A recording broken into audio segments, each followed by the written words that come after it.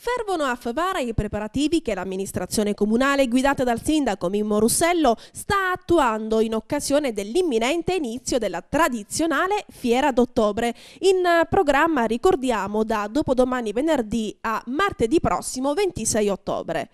Gli uffici dell'assessorato comunale Sport e Spettacolo, diretti dal dottor Michele Sorce e coordinati dall'assessore Carmelo Vitello, in collaborazione con il vice sindaco Joseph Zambito, lavorano incessantemente per definire il cartello degli eventi collaterali che si svolgeranno in occasione appunto della fiera. Intanto, grazie ad un finanziamento concesso dalla Regione Sicilia presso l'area eventi accanto all'ex cantina sociale di via Capitano Callea, domenica prossima alle ore 21 si terrà il concerto della rock band italiana Beans.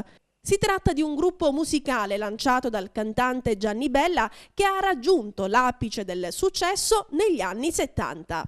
Sempre nell'area eventi, per la serata di lunedì 25, invece con inizio alle ore 20:30, è atteso lo spettacolo del comico catanese Massimo Spata, reso celebre dalla nota trasmissione televisiva La Sai l'Ultima.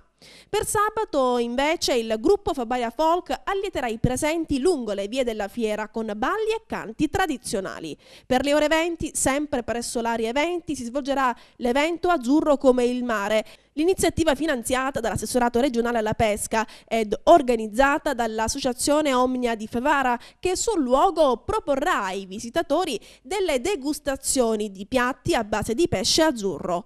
Comunque, nei prossimi giorni è attesa una conferenza dell'amministrazione per illustrare in dettaglio il programma completo della fiera.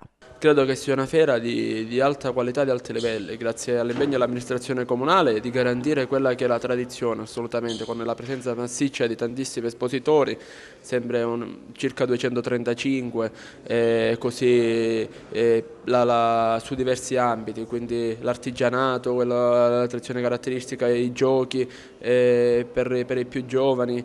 E così nell'area eventi c'è stato molto impegno da parte del mio assessorato con l'aiuto dell'assessore Zambito, e credo ci sia un cartello di ottima qualità.